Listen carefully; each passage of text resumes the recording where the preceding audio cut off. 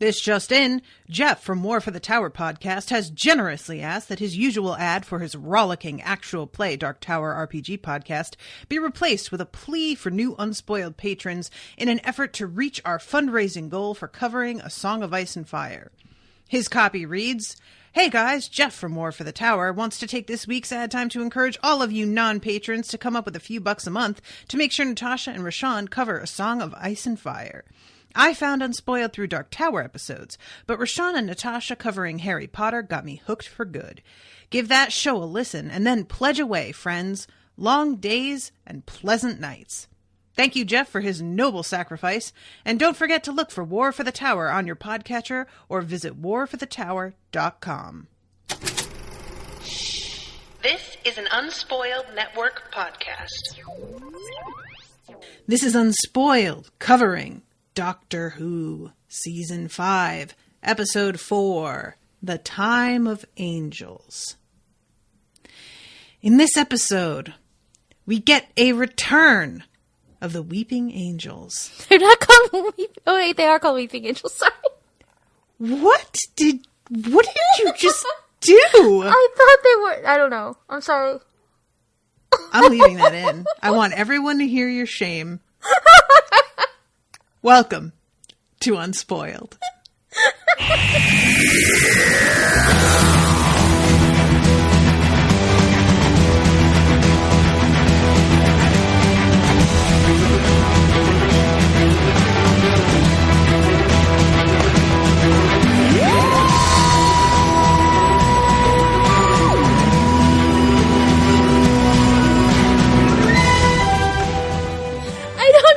I was thinking they were called. There's something else. And then as soon as I started to say it myself, I was like, no, wait, that is what they're called. Weeping Angels. What? I don't know. I'm sorry, guys.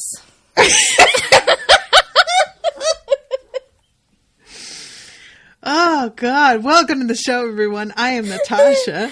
Supposedly, I am the unspoiled one. Jury's still out. It's the return of someone else, too. What's that? It's the return of someone else, too. Oh, yeah. River is back. Yay. She is, I have to admit, she showed up and I was like, who's this girl? I know her. But how do I know her? I did not recognize. I didn't, figure it out until he saves her and then says, "Hello, River." And I was like, that's it. Is it because you didn't see her out of a spacesuit? It might be because she was dressed so fancy. It might be because I was just so distracted by her footwear. Yeah, right? That I did not even notice her face. But yeah, it took me a minute. And then once I realized, I was like, oh, cool. Because I kind of forgot about how that worked and the fact that she bounces around in his timeline like this. So that was a fun thing. I like this episode. I couldn't, back when we watched Forest of the Dead and Silence in the Library, you asked once she, dies, you're like, right. But she, obviously knows him, so maybe we'll see her again, and I couldn't give any indication that, well, yes, we will. Right. So, first of all, order of business, we have some Jamie Dodgers. And I think that this is of paramount importance that we take care of this and try them out. The ones that I got, first of all, I find it hilarious that it was either buy one pack of Jamie Dodgers for $10 and get them in March, or buy a 4-pack of Jamie Dodgers and get them in 2 days. The ones that I have received are Christmas themed. Same. It says on the side, "'Tis the season to be jammy." Mm-hmm. And there's a little snowman, and the design on the cookie itself is a, puzzlingly, Christmas tree with a heart cut out of the middle of it. Yep, I have the same ones. All of the Jamie Dodgers had hearts cut out, but the one that the doctor had was a circle. So I wonder if they changed that. Well, maybe we only saw the bottom of the cookie. Is it pierced on both sides? I would think if it's filled, that the bottom is because we see the circle in the middle. Oh, you mean it had a circle in the middle? It wasn't solid? Yeah. Maybe these ones only have hearts because they're Christmassy? Maybe. I looked at other pictures of them, though, and they all had hearts, so I don't know. And it's sort of weird, like, if they changed it from circles to hearts, wouldn't you think that they would want, because so many people found them due to Doctor Who, that they would want to keep the iconic look from the show as long as possible and capitalize on that? But evidently not. So, who knows? What's that? I'm going to dig in, but I'm not going to chew in the microphone. Oh, okay. Let me open mine. Yeah, we decided to save these guys. So they've been sitting in my cupboard for nearly a week now. Oh, they're bigger than I expected. I should have known because of the scale. It was in the... Okay. Oh. Okay. That jam is much denser than I expected. It's like a fruit roll-up in the middle there. Jesus Christ. It's much chewier than you would think. The quite cookie pleasant. Is not sweet. No. It's actually kind of, like, I don't even know if it has vanilla in it. It's really, really boring. And the flavor is all coming from that jam. I don't know about this. I don't know about this cookie. It's not really doing it for me. I like it. Yeah? Like, it's just sweet enough that it might satisfy that sort of tiny sweet tooth that I have, because I don't crave sweets very often. Same. So it's sweet enough that I might be like, yeah, that's good. Now I'm good. I bet they're really good dunked in tea, though. Well, see, that's the thing. They're very powdery. And all I can think is dunking them in tea, this shit would fall apart. Maybe dunking them in just milk. Yeah, maybe if it's cold. Because, like, yeah, I don't know about these guys. Raspberry flavored apple jam. I have this tea here with it. So it's not raspberry jam? It's weird. Yeah. I have 4-pack of these to friggin' get through now. I don't know if that's happening. We have some listeners who were pretty interested in these Jammy Dodgers, so. Well, listeners, if I get up the gumption to mail anything, let me know if you're interested. Well, I also have 4 packs of them, but I kind of like it, so see how I feel after I've eaten 1 pack. Okay, so that business is taken care of. Crucial, but finished. So this episode I thought was really well done. I was a fan of the pacing of it. I was a fan of the slow reveal. I just thought it was pretty compelling overall. I liked it. It has one of my favorite moments in all of Doctor Who. Which is what? When the doctor's like, it didn't make the noise. And then he imitates the TARDIS, and she's like, that's because you fly it with the brakes on. I just love it. I love his impression of the TARDIS and his face. It's just in my, like, top 3 moments, I think, from Doctor Who. I could see that. Yeah. I enjoy just how much she, like, knows him, and yet he isn't really prepared for how much she knows about him, but he's trying to fake that he's prepared. Like, he's trying to act like it doesn't bother him, and he's used to it almost, and it's like, nobody's fooled, sir. We all know that you don't know what's happening here. Like, it's fine. Well, to be fair, we don't know. I mean, they could have had some encounters in between the last time we saw her and now. Sure, but he clearly doesn't know everything. Yeah, no, he doesn't know everything. Still very early on in their his time stream. Right. So yeah, I really enjoy him, like, trying to behave as if, like, oh yeah, it doesn't bother me that she knows XYZ, when it kind of does. You can see it right on your face, buddy, that we can tell you're a little bit thrown by this, and you don't have your, like, air of mystery to fall back on, and that it kind of irritates you. It's fine. We're not judging you for it. He's really annoyed that she knows how to fly the TARDIS. Yes, definitely. Which is my particular favorite thing. Like, I'm here for her knowing something that intimate. Mm-hmm. How, like, crazy would that be? Somebody turns up that they just, like, walk into your life, and it's like that moment in Mrs. Doubtfire, where she hires the woman that she thinks is Mrs. Doubtfire, and she just knows where the knives and forks and spoons and all the stuff are around the kitchen, as if she's been there forever, because, spoiler alert, she is, in fact, her ex-husband. Yeah. And it's just one of those moments of just being like, well, wait, how are you? There's just something very intimate about that that's like kind of, I don't know. I could see that really like getting to me, you know? Mm-hmm. Somebody knowing, especially because it's not like you got to participate in all the parts of the relationship so far that has led to them knowing you this way, you know? Yeah. Yeah. So, yeah, I find that really funny and interesting. And also, in its way, a little bit annoying also, you know, to myself. Like, I feel a certain amount of possessiveness about it all. And so there's a little part of me that's also going, who do you think you are? You know what I mean? So, yeah, anyway. Well, Amy has some guesses. She thinks that River is the doctor's wife. Yep. That's Amy's guess. And River says to Amy, do you really think it's that simple? Yeah. And Amy's just like, yep. And she says, I'm not saying if you're right, but you're very good. And yeah, I think that it can be that simple pretty easily with a lot of complicated people. There are simple things. And the way that River reacted feels like that is exactly true. But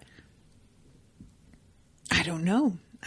So I guess we'll see. Maybe we won't see. Maybe it'll be a mystery forever. I have to say how impressed I am with Alex Kingston and her just ability to have such strong chemistry with both actors that have played the Doctor that she's worked with. Because she had really great chemistry with David Tennant. Mm-hmm. And she has really great chemistry with Matt Smith. Yeah. So she's just a very dynamic actress, and I love her.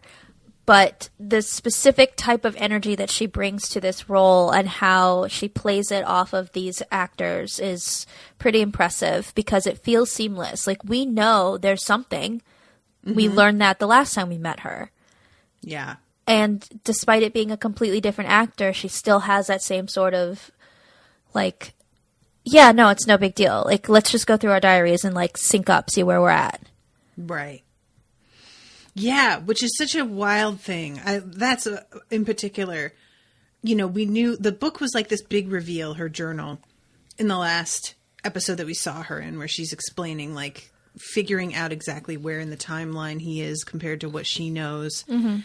And when it's brought to you as a new thing, it's just kind of like, oh, that's fun, in this way that's sort of detached, because every episode there's a new fun weird thing that's introduced. Mm-hmm. So you don't have the same reaction to it the first time you see it as you do the second time, where now you're starting to understand how crucial keeping track of everything is, and how all of her notes are going to be like weirdly mixed up and hard to sort through, probably. And if she loses that book, like, I don't know if she's going to be able to put together where she is at all. Like, it's just I don't know. I found that book to be a lot more compelling this time around than the first time. Just because I have more context, I guess. They sell that book. It's just a diary with the TARDIS cover. But there's nothing in it. What I really want is for them to publish what's in River's diary. Mm. I think that'd be really interesting. Yeah, I'm kind of surprised that they don't do that. Like, same. I figured it was an easy tie-in, you know? Yeah. But they just sell the journal so you can have your own version. Right. It's not quite the same. Yeah, I mean, like, what am I going to write that's going to be as interesting as saw the doctor today? Like, okay, good luck. All right, so the start of this episode, there's this dude wandering around on the grounds, and it's not until you get a little closer that you realize this dude had to be security, because he's, like, in a uniform, and he's got all this, like, gear strapped to his body. Mm-hmm. And he has a big kiss print on the side of his mouth. And he's just gazing at the trees, and a couple of other men with fucking guns drawn come up to him, and there's a man in a tuxedo in the middle of the day, I may add. Gauche. And he inspects the dude, and it's just like, hallucinogenic lipstick. She's here. And honestly, I can't think of a better trademark to have in life than hallucinogenic lipstick. River Song is by far one of the greatest creations. That is just so baller. Yeah.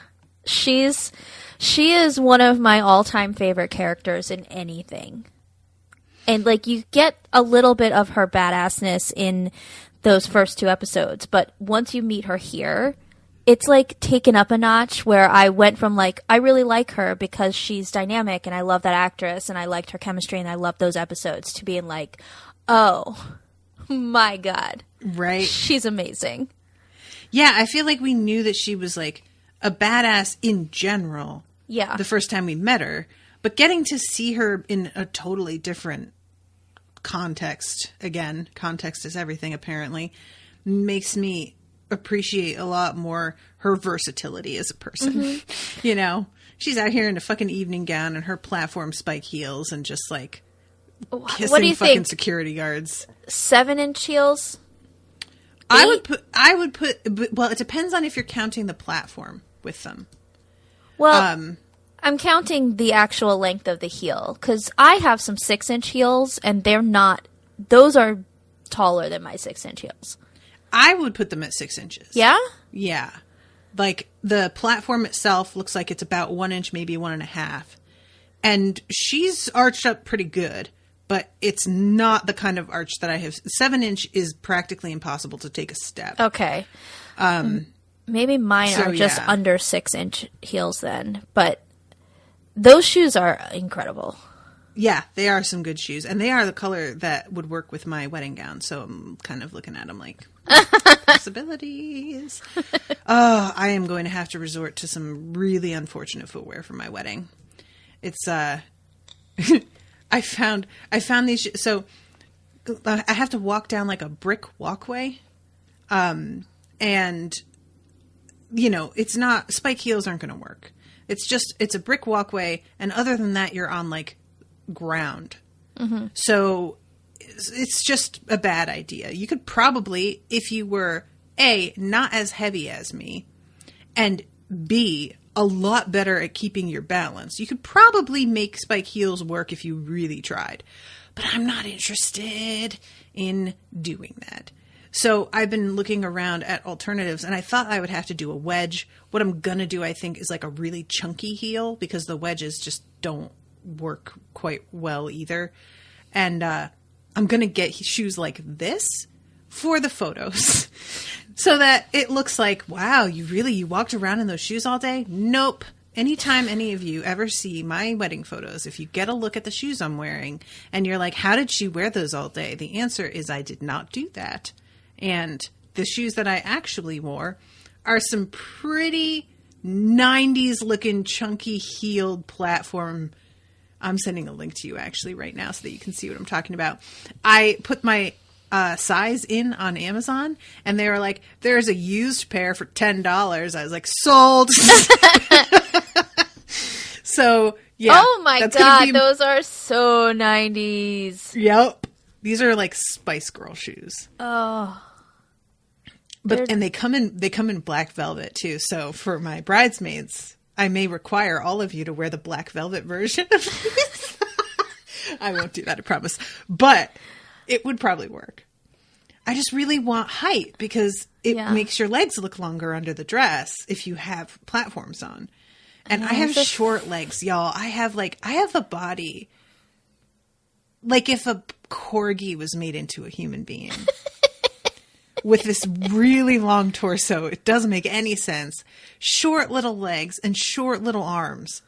And even when I was like much more slender, when I would sit, and there were these yoga poses that you'd have to like put your hands flat on the floor and kind of lift your body off the ground. My hands wouldn't touch the floor when I was sitting. It would just, they were too short to even touch. Like I could reach my fingers out and touch, but I couldn't put my hands flat. And I always just kind of thought that was like usual until I was in classes where I was literally the only one who couldn't put my hands flat while seated. And then I realized I'm kind of a freak. I don't know what happened. But so yeah, I need it. I need the help. I need the platform. Give me that 90s, that good 90s shit. These shoes, they don't have them in my size. Oh no. The black ones. That's tragic. I guess you'll just have to get the silver ones. You laugh as if I would have any problem with that. Those silver would not be that bad with the black sequin bridesmaids gowns. I will say that. Do you want silver or do you want gold? I mean, I'm wearing gold. If y'all wanted to wear the same shoes as me, that'd be kind of dope. They look like they're wrapped in tinfoil, though. Mm-hmm. Literally. Yeah. Like, these would be really good if you were doing like an alien, a sexy alien Halloween costume, I feel like. Could I find something similar?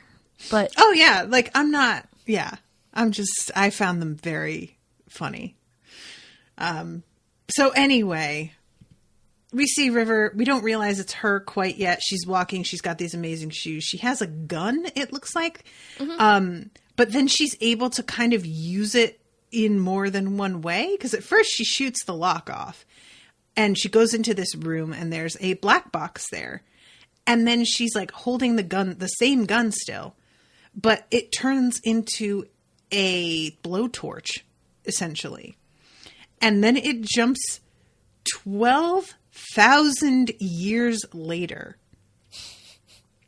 Which took me by surprise. I don't know about all of you. Yeah, the 12,000 years later part is what confused me because she's on a ship. That has to be in the future. I mean, this is the part of the show that I find really confusing because Owen asked me this when he was watching it with me the other day. So spoilers. Well, it's not spoilers. Why did I say spoilers? So you guys know that I liked Midnight a lot. Mm-hmm. And y'all know that Doctor Who, you have to pay to watch now on Prime. Mm-hmm. Well, I liked Midnight so much that I bought the episode. Wow. And made Owen watch it. We each had a night where we made each other watch a thing that the other otherwise probably wouldn't. So I made him watch Midnight. He made me watch the first 3 episodes of Samurai Jack because it was equivalent in length. By the way, Samurai Jack's the tits.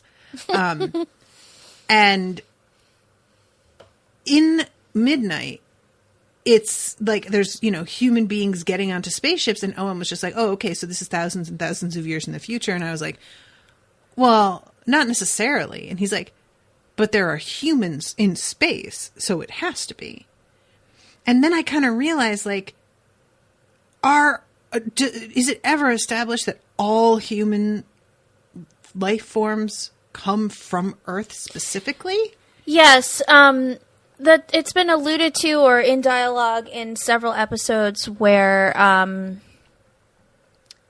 if you think about the episode on Mars, the waters of Mars, and mm-hmm. how important it was for her to die there because her death leads to her granddaughter becoming an astronaut who's one of the first people to really explore further out. And that leads to the exodus of humans from Earth going out into space. And then earlier on, there's some piece of dialogue. I think it might even be in that first episode after the pilot, where the end of the world or whatever it's called, where they're watching the sun explode, where the doctor tells Rose that there's just a lot of intermingling of humans with other species. Okay. Because they've branched out and sort of crossbred throughout the universe. So there's a lot of humanoid aliens because humans mated with aliens, made new species. So, yeah. To answer your question. If it's 12,000 years in the past... I'm thinking that what it means is, I think I took them being in a museum as modern, current, like now. But really, they're in a museum 12,000 years after when she sent that box out. Oh, okay. It all makes sense. I get it. Because, yeah, at first I was confused, too. Like, no, they're obviously in the past. They're in, like, a museum. And then it occurred to me, like, no, duh, there could still be museums. Yeah, I guess I just figured that they were on Earth. Right. With this. And I don't, like, again, there's no real reason to think that. But yeah, so the doctor is walking through saying that things are somewhat right, mostly wrong. That one's definitely wrong. That one's super, super wrong. And Amy realizes, as she puts it, that this is how he keeps score. Yeah, I'd like to know, because River says that too. I'd like to know what he's keeping score of. Same, because they both sort of take it for granted that this is like the way he behaves. Mm-hmm. And I don't know what that means. Like, what is it like, are these defeated or saved ecosystems, civilizations? Don't know. What have you? Like, what does that mean? And eventually he gets to something that is one of his and gets very excited, and then sees something that is, I mean, it barely bears any resemblance to what we saw in the 12,000 years ago. Like, it's rusty, really? It almost looks like it's made out of... Thing? No, not at first, until it shows her, like, finishing up her writing. But it almost looks like it's made out of stone now. Yeah, yeah. It's just, like, really, really been through it. And we flash back to her, and she's the one that's writing these symbols on it, and he calls it a home box, like a black box on a plane, except it homes. Anything happens to the ship, the home box flies home with all the flight data. The writing is Old High Gallifreyan, the lost language of the Time Lords. Which, the fact that she knows fucking, like, High Gallifreyan is pretty interesting also. Mm-hmm. Like, it's what is she out here doing in her life that she knows It's like this? Daenerys knowing High Valyrian, which is a generally dead language. Like, I mean, but don't they speak it in the market when she goes? And, like, she has to keep it secret that she can speak it as well because they're talking around her? Well, there's Valyrian. Isn't there Valyrian and then there's High Valyrian? I have to reread the books. Maybe you'll be able to answer those questions when you reread those books. If I do. Hey, guys! Please make it happen. Yeah, it's, Rashawn is kind of feeling like if we don't reach the goal, she's like, I'm fine with just taking a break and not filling that spot with anything for a little while. So, that might be what's happening if we don't reach our goal. At the moment, we are at 82%, if I remember. And yeah, it's just it hasn't budged. It drops and then it comes back up again. So it's sort of like hovering. Off air, I'm going to ask you how much money it's going to take to get to what your goal actually is. Yeah.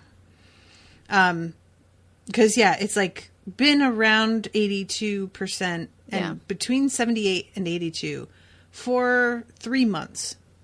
So, you know, and it's mostly due to people who are patrons already upping their pledges. It's almost not due at all to new pledges. Yeah. So I know there are listeners who listen to this show who aren't patrons. You know that if you became a patron, you would get access to a lot of cool stuff and the patrons only group, which is just a party all the time. Oh, we're at 83%. We went up to 83. Yay! That's cool. Yeah, I asked Rashawn the other day, should I drop the, like, total that we're trying to reach? And she was like, this is a humongous undertaking. I really don't think you should. And I was like, okay, leaving it for now then.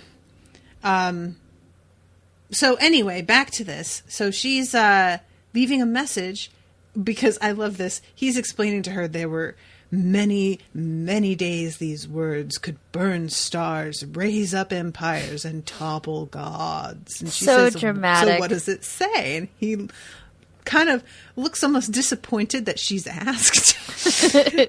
And then says, hello, sweetie. And then we cut back to her, and she's holding her little gun with her fucking sunglasses that she wore while she was doing her welding fucking whatever in her gown. She's it's a great little, like, James Bondy-ish moment. I love it. So he grabs the box and runs into the TARDIS as the security guards run futilely after them. And then we cut to her on the ship being chased down by this dude in his tuxedo. And he is such a Bond villain. Party's over, Dr. Song. Oh my God, dude. Okay. Everything's... Where's your white cat? And as they're running, Amy does not understand what's happening. And he says, there's somebody on a ship 12,000 years ago trying to get my attention. And he's able to hook the box into his TARDIS system and watch the footage. Yeah. Do they know in the museum that this does this? Probably not. Like, I would imagine they don't have the technology to access what's here. But it's also 12,000 years in the future, so maybe they can. Maybe they can, and it meant nothing to them. Yeah, that's like, because... They couldn't read High Gallifreyan, so they didn't know, like, it wasn't a message for them. It was a message for him. And then she gives coordinates, which he sees when he watches the footage, so he knows when to, like, direct the TARDIS. I'm just thinking that if they could access this, whether or not it means anything to them exactly, you should still have a better display method in this museum. Than under a glass box. case? Yeah, then it's just a box in a case. Yeah, whoop-de-doo. There's film on it, guys. Have there be something set up so that people can see this footage and, like, you know, see. I would find this so compelling. Even if it doesn't mean anything. I don't know who this is, what's happening. It doesn't matter. It's really interesting. Super hot, and she walks out and winks at the camera. It's the best. Her fucking hair. God, I love this kind of like 50s blonde bob. This is kind of like the hair Jane Fonda wore up until recently when she got that pixie cut. So anyway, they pop up right outside the ship just as she opens the airlock. And because this guy is like, wait until she runs. I don't want it to look like an execution. And she's like, maybe you should hold on to something, buddy. And just in time, he realizes what exactly she's saying. And they all grab onto the pipes and railings around them. She goes flying out with her fucking evening bag like a baller. And the TARDIS appears behind her. Because, I really want everybody to understand that TARDIS is not there when she goes out. Nope. She just has to trust it will appear. Or else she's just going to freeze to death in space. Yep. Very, very quickly. So, yeah. She lands in the TARDIS on the Doctor, and he immediately says River. So he must somehow know her or recognize her somehow. I don't know if it was in the black box. No, he knows her. Because he's on his linear timeline. Right. So another time that he has been... Because, we saw him come into being. Mm-hmm. But and he left... But as 10, he had this whole experience with her. So he knows her, and he knows that he has a history with her that hasn't happened yet. Right. I keep forgetting that he has the exact memories of 10. Yeah. So he knows who she is. So, okay, yeah. And she just takes it for granted that he is who he is because he is in the TARDIS and dressed the way that he is dressed. She does say later that she has pictures of all of his faces. That's right. So then we go to credits, and we get to see her just like ordering him around on how to use this TARDIS that he has not figured out. She's trying to get him to use the blue switches, which are stabilizers. Mm-hmm. He says they don't do anything. They're just blue switches. To which I have to ask, what is wrong with you? How do you have switches that you just think don't do anything? Is that a common thing on the TARDIS? I wouldn't think that would be that common. It's not a common thing ever. As usual, I can relate everything to an episode of Friends. There's an episode after Monica and Rachel have to live in Joey and Chandler's apartments when they lose their apartment in the game. Mm-hmm. And Monica is obsessed with this one switch because she keeps turning it on and off and nothing happens. Mm-hmm. And she literally, like, bangs holes all in the walls trying to figure out, like, following the wires. She went and got, like, plans for the building, trying to figure out what this switch goes to because it's bothering her so much. And Rachel's like, who cares? And Monica's like, but it's a switch! Yep. So, yeah. So what does it go to? It was the television at Monica's old apartment. Oh my God, that's fucked up. So they were turning it on and she was like flipping the switch on and off. And meanwhile, it cuts to Phoebe, who thinks that she's controlling the TV turning on and off by blinking at it. Oh, by blinking at it. I remember this episode. Yeah. Oh, that's funny. I mean, and that's a really relatable thing. Those like switches that you just have to like, you go through so much to try and figure out what they do. Especially because like you don't necessarily use every outlet. So sometimes you will not find out what that does until you've lived there like years and you buy a lamp. And then finally you have something plugged into that socket to turn on and off. And it's like, you know, been a decade and you're like, oh, I forgot that I didn't even know what this switch did, but there it is. But yeah, so he doesn't know what they are. He's like telling her that they don't do anything. She's like, they're blue stabilizers, you jag, and switches them. And indeed, everything calms down. Mm-hmm. And he complains that now it's just boring. They're blue boringers. Yeah, this is the argument of a child. I love that he is so cranky that she knows what they do. And he like keeps on talking about how like she doesn't really know how to fly the TARDIS. This isn't you're violating the spirit of the thing, dude. Get over yourself. And meanwhile, Amy, I was like worried that they were gonna do that fucking thing with Amy kind of being interested in the Doctor and getting territorial about River showing up and being weird about it. And instead they just have her be impressed. And I am 100% here for that. Mm-hmm. She's just like, who is this woman? How is she so glamorous and talking to the Doctor in this way? And he is just taking it. She's like, how does she know how to fly the TARDIS? Yeah. He's like, she doesn't know how to fly the TARDIS. Meanwhile, she's like, you've got the brakes on. Oh my God. That is embarrassing, sir. Does that mean that the sound stops from here on out? Or does he just choose to fly it wrong forever? Well, that would be a spoiler. That's true. So yeah, it's not supposed to make that noise. You've got the brakes on. Yeah, well, it's a brilliant noise. I love that noise. I'm sure you do. He's so... Matt Smith is so good in this role. He's just so good in that scene. I love it. So they finally land. She is talking about doing the checking of the atmosphere. He does it in like a second, speaking so quickly. Guys, I had to stop and put the subtitles on because Matt Smith speaks so fast. He does. That I couldn't even fucking make heads or tails of it a couple times. There was a moment where I had rewound and played him back 3 times in a row. And I was finally like, fuck it, I'm putting subtitles on. I have no idea. Yeah, I'm not going to lie. I had to put the subtitles on too. Because between him and sometimes Amy speaks really fast with her Scottish accent. And I'm like, what the fuck are you saying?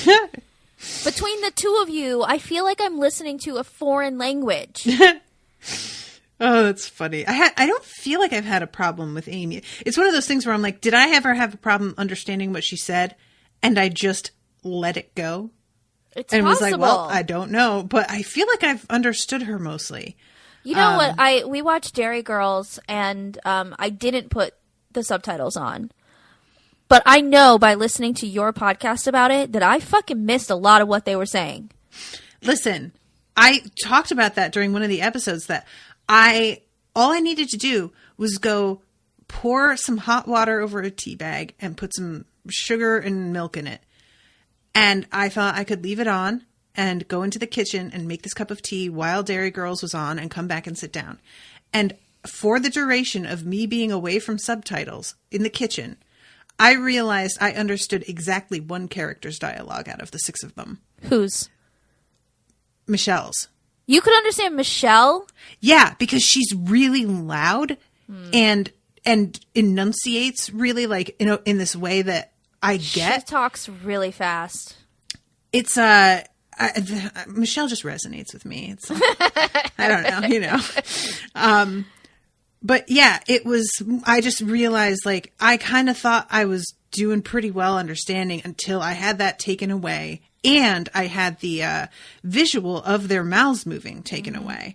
And once those two things were gone, I could not fucking do it. I had no idea. Like this is the kind of thing that makes talking on the phone so anxiety inducing because if you are talking to somebody with an accent, you can't even look at their mouth to try and figure out what it is they're saying, you know? So, yeah. My old roommate Jamie dated this guy from Scotland. His name is Ben. I'm sure Ben doesn't listen to this, but hi, Ben. He and I are still friends.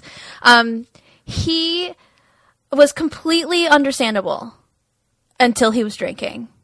And then he would start drinking and I would be like, what are you saying? Like, I could not understand anything he was saying. I'd just be like, you've turned into a completely foreign creature. I don't understand these words.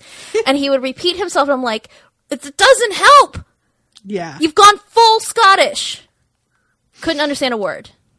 It's interesting, too, because, like, my father had such an accent growing up that in a lot of ways I am better than average at deciphering accents because I have so much practice in that. But I don't know what it is because it doesn't make a lot of sense. I have a much better time deciphering, for example, like Indian accents or Asian accents than I do European accents. And I don't it doesn't make a lot of sense because he had a Spanish accent. There must be similarities. There's got to be something about like I don't know, but it's like that is a romantic language based on Latin. You would think that other languages that have Latin bases, it would have the same principles, but no, I don't know why not. Anyway, so they are, well, the doctor and Amy are left alone for a moment and she's just like, who is this woman?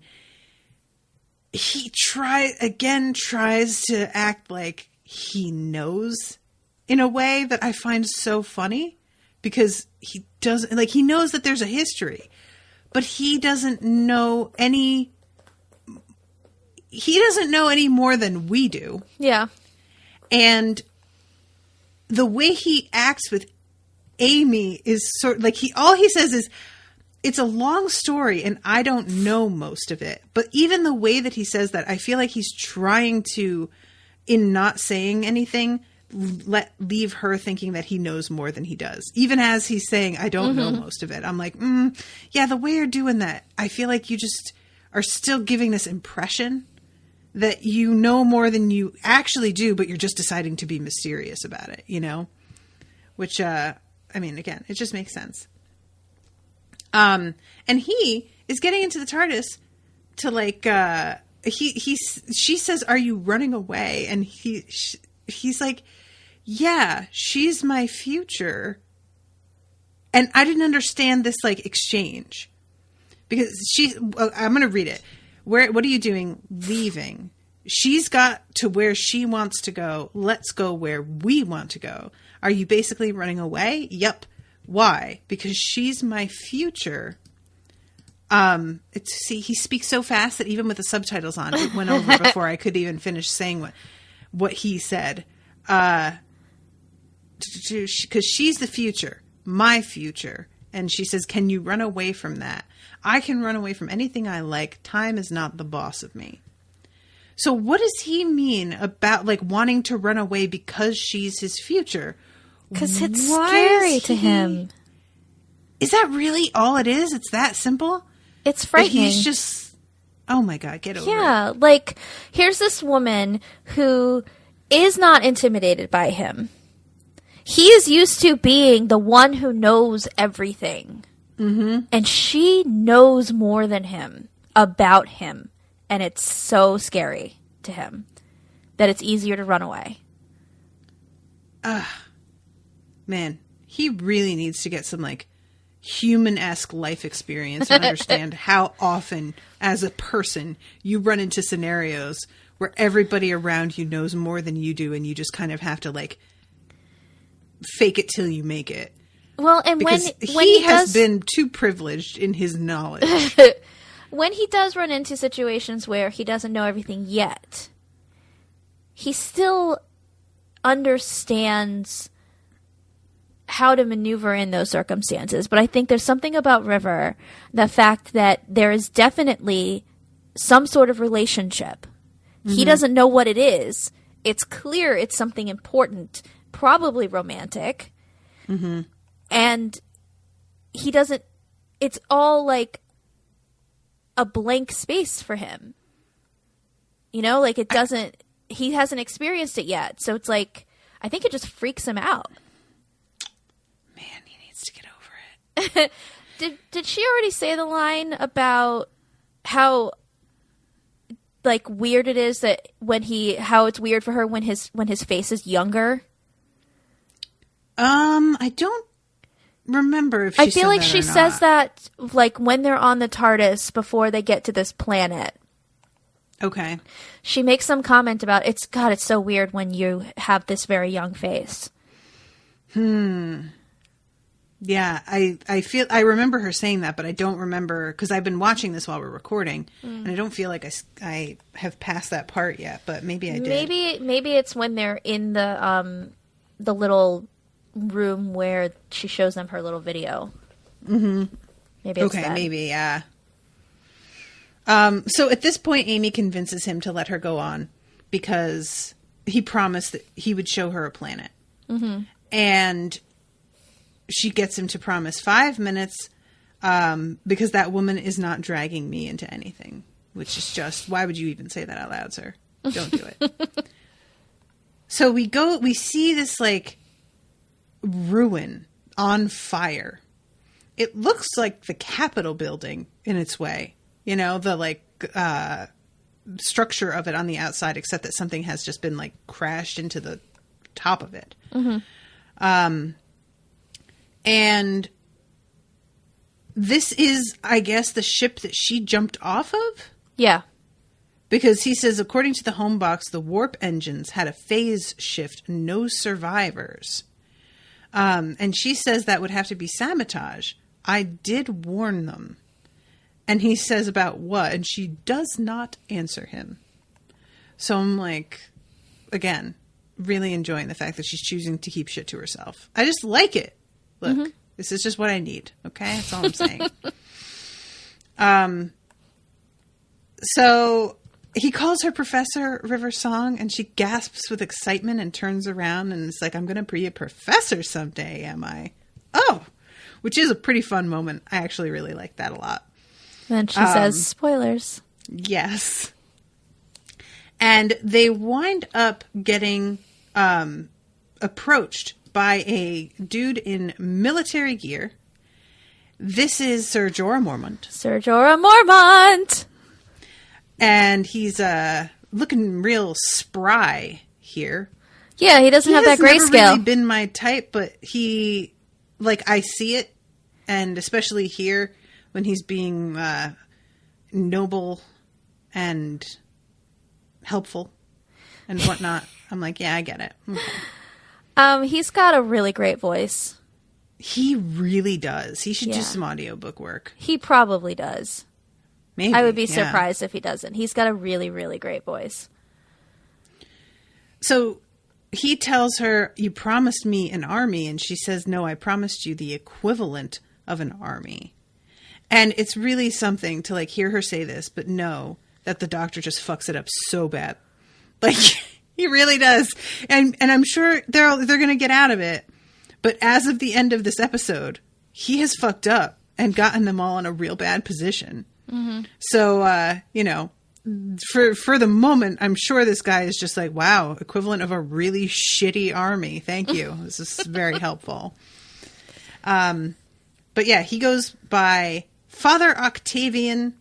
He is a bishop and has 20 clerics at his command, which is pretty weird. But they're like military. So it's like religion has expanded itself to being like a militaristic force. Mm-hmm. Mm-hmm. Which is, you know, pretty par for the course. Yeah. Throughout history. New to us now, but like not as new as it maybe should be. We'll see how much that turns into reality. Yeah. And this is when River brings up the weeping angels, and he is just like, wait, what? And Amy wants to like be part of things, and he has to explain to her just how dangerous these things are and that he doesn't want her getting involved in this. He wants her to like wait behind as they like investigate stuff. And that never goes well. No. Not one of his companions would just go hang out in the TARDIS. Even though it has a swimming pool and a library. Honestly, I would just like the TARDIS. I don't even need for it to work and travel. I could just live in it based on what I hear. Yeah. But I still have a lot of questions about that, though. So I'm trying to jump ahead a little bit because we are like nearly an hour into this podcast and we haven't even gotten through the first third of this episode. So let's see, when we jump ahead to the video of the angel. Yeah. Y'all, this is the most unsettling shit. Oh my God. I hated it. I hated it so much.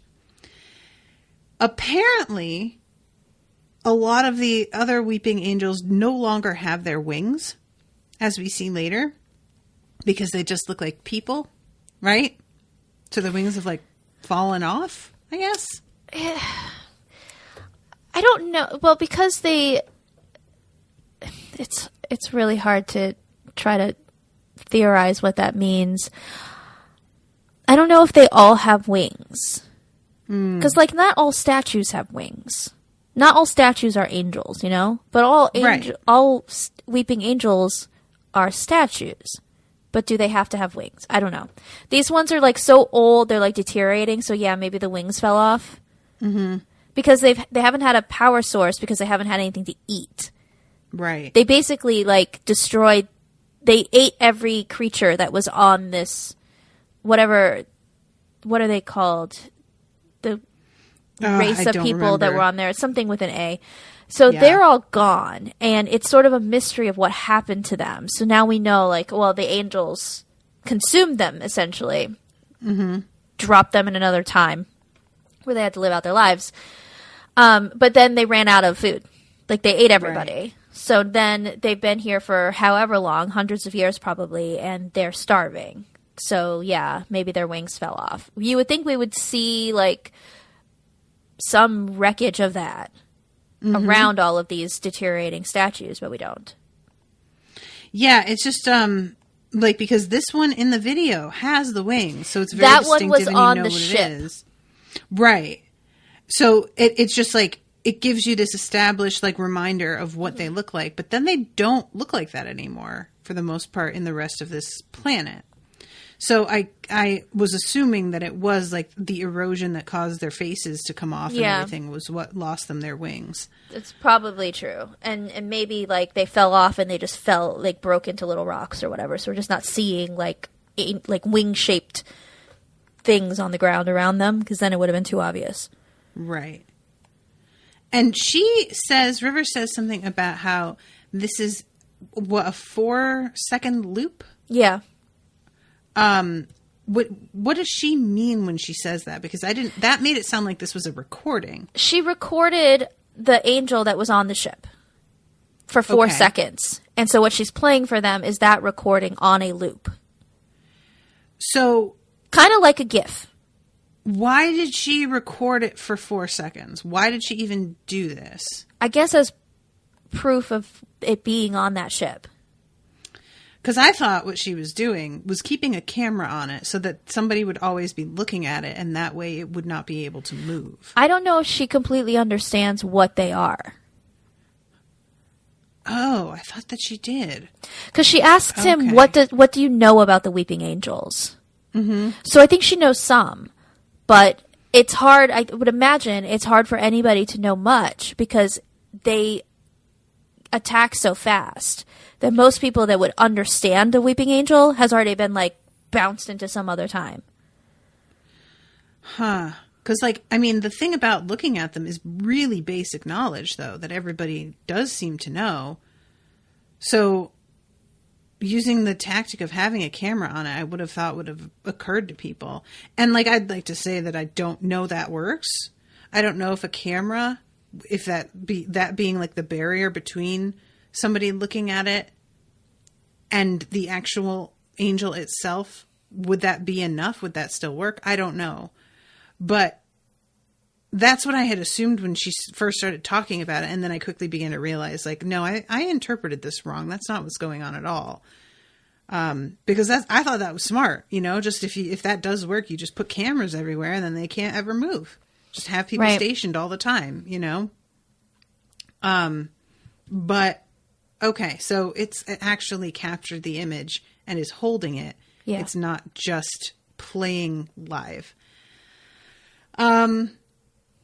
And they are talking about the doctor is saying the longer we leave it there, the stronger it will grow.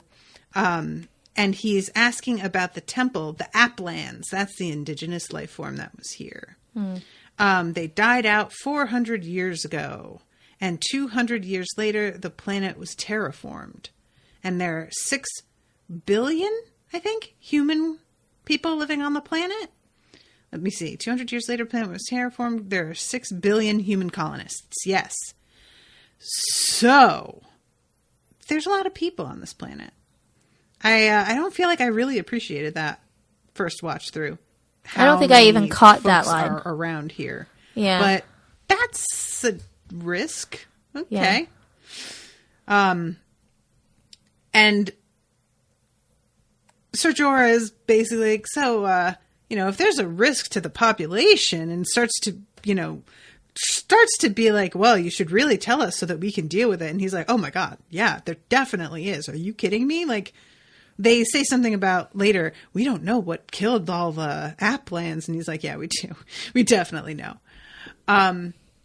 So meanwhile, Amy is on the ship and she's noticing everybody running off and doing their things and being all busy. And she's just like, well, I guess I'll just hang out here in this little compartment and stare at this angel that nobody seems to want to really explain to me. And she notices that the angel in the recording has moved. And it's turned its head. It's so creepy.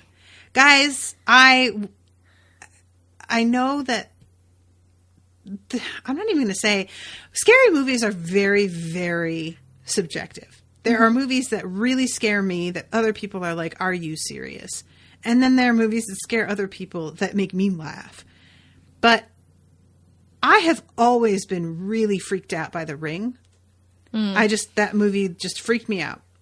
And this recording with its like juddering sort of like, quality and the skipping and the interference on it and the fact that it's in black and white just really reminded me of that. Mm-hmm. So even when the angel was just in its position, I was already kind of like, oh, I don't like this at all. I don't like this at all. Thank you. And then when you see it turn its head, and it's not just the angel, but it's the nature of this tiny enclosed room and Amy being all alone and Amy not really knowing the deal with these things quite yet. It was really creepy. Like, I got sincerely flipped out by this. And she leans out and calls to the to River and is like, do you have more than one clip of the angel? And I really wanted them to notice that she asked that question. They should be asking why she asked. Right. But they are too distracted. But I was just like, why isn't anybody alarmed by the fact that she asked this? Guys, listen to the question. Like, it's really freaky. And then she turns and comes back inside, and that fucking angel has turned all the way the fuck around. But Amy doesn't know enough to really be truly freaked out yet. She's just kind of like, that's weird. Yeah. She tries to turn the television off, but it, like, won't stay off. She tries to unplug it. And then the angel's face is right up in the screen. And the fucking door closes and locks behind her. So is it because this was recorded and the recording is like in the ship that the whole ship is the angel now? Well, while this is going on, River and the doctor are talking about this book that she had that he's reading through. And he reads this line about whatever takes the image of an angel becomes itself an angel. Right. So that's what's happening. She recorded the angel, and even though it's just a recording, it helps it manifest. Right. And so while it's doing that, I think it has some control because it's a really powerful creature. So it seems to have some control over this ship, this little drop ship that Amy's in. How is that possible? Like, I've never seen them control their surroundings before. I know, but we also haven't seen them in a situation like this before. We haven't seen this happen before. So I don't know. Yeah, and this is when, like, she still hasn't noticed that the door has closed behind her. But she does, like, look down because she tried to turn the TV off. She tries to unplug it. And when she finally looks up from having unplugged it, its face is right there. And she really jumps. Now she's like realizing that this is something very serious. And she starts to try and call to the doctor. And she realizes it's locked. The angel's face has changed at this point. And they are just putting together outside the thing about how there are no images of the angels. There was that bit about images. That which holds the image of an angel becomes itself an angel. And they realize, and they start to hear her screaming on this little, I don't even know, it's not a ship, it's like a storage, I don't even know what to call this. My notes say it's a drop ship. Drop ship, okay. And she looks away to try and unlock the door and looks up, and there is like an image of the angel that's like not quite there yet. Yeah. It's manifesting. Yeah. It's just the worst. It's the worst. I hated it. This is just so well done. I really liked this. And it's like, I mean, it certainly is kind of insane that you take a picture of it and that becomes an angel. Like, that doesn't really make a lot of sense, but I don't care. It works. It's fine. So then he's talking about how he's yelling to her through the door to keep her eyes on it, to not even blink. And she does the thing that I think I mentioned in a previous episode, which is to like blink one eye at a time, which I was so happy to see that somebody is like attempting that method. It doesn't look easy, but she seems to be managing it for the most part. And it's hovering with its fucking teeth out. Like, I would imagine nobody gets this good a look at the angel's angry face before they are just eaten. You know, like this is, she gets a really good look because it stays in this form for a minute. Meanwhile, River is trying to like use her little welding gun thing to get in, and it's like having no effect on the ship at all. I think she says it's not even getting hot. Yeah. If I'm not mistaken. And the doctor is saying that there is no way in. It's not physically possible, as he's just trying to come up with a means of doing this. And she asks, Amy is yelling to him, like, what is it going to do to me?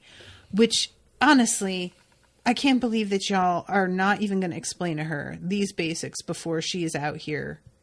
God, tell her what is at stake. But they haven't. And so I would imagine she thinks it's going to eat her, which, I mean, it does, but it's not in the way she thinks. Yeah. What would you think, right? You'd think it was going to eat you, I would assume, right? Well, yeah, with those teeth bared, sure. Yeah. And then he starts yelling at it, don't look at the eyes. And she's like, why? But she obviously cannot pull her eyes away. It's already happening. And he says, the eyes are not the windows of the soul. They are the doors. Beware what may enter there. Don't like that. And as it, like, we see later, her, like, having these sort of hallucinations. And it's a weird thing because he says that it's just messing with her mind and it's not actually happening. But I'm not totally, like, sold on that theory. I'm kind of like, maybe there is something happening, though, that's like, you know, that maybe you just don't know yet. And whatever holds the image of an angel is an angel. So she's like, okay, hold this. And she holds up the remote. And there's this moment where it sort of like goes staticky. And she presses pause on that, at that exact moment. Yeah, so it basically, the video's on a loop, so when it loops back to the beginning, there's a moment where it's just a bit of static and there's no image. Right.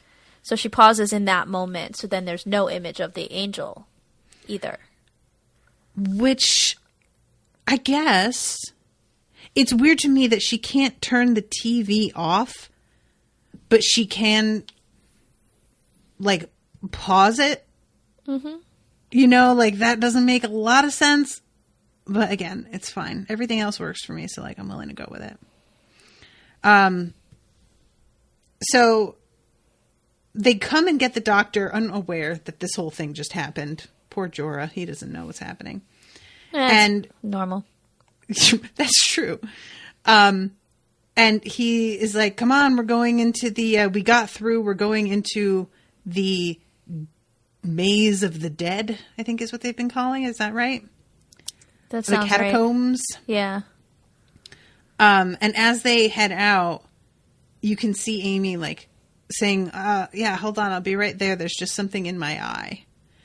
And again, nobody's, like, listening because that's a really alarming thing for her to say right now. And nobody seems concerned or hears her. And I'm just like, guys, listen to the words that she just said. What do you think? Like it.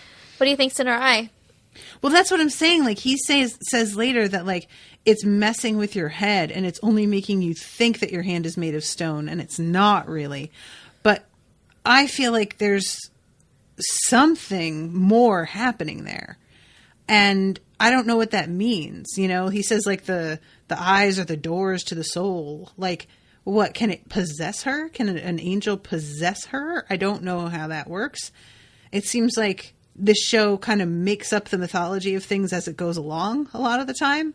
So I don't know if they're going to, you know, just change up what we know about what can happen here. Well, to be fair, we don't know much about the angels.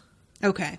You know, we've only seen them in that one episode. We know that they consume life forms by transporting them to other times. But that's it. Mm-hmm. We know that they wanted the TARDIS. They were trying to steal the TARDIS because it's full of energy. But we don't know why. And we don't know much about them. How do they come into being? How do they reproduce? I keep forgetting that, like, Blink was the first appearance because I keep treating them like the Daleks, where there's, like, maybe mythology that I don't know about that's out there. But they were a Stephen Moffat creation for that one episode, and now he's brought them back. So this is us learning more about the angels as the Doctor does, because he doesn't have a history with them other than that one time. I wonder if Stephen Moffat had the mythology all sketched out already when he created them before, or if he like is kind of feeling it out as he goes along as well. I don't know. But yeah, so we go into the catacombs. Thumbs down. No. I give this place a poor Yelp review. So would you not go into any catacombs in like Paris or anything? Catacombs 100% do not bother me. I would absolutely do that. Okay. This fucking place is a whole other thing. This is... You know what this reminds me of? And it's going to be fucked up because I'm going to be like, I would rather go into a catacomb. A dead mall.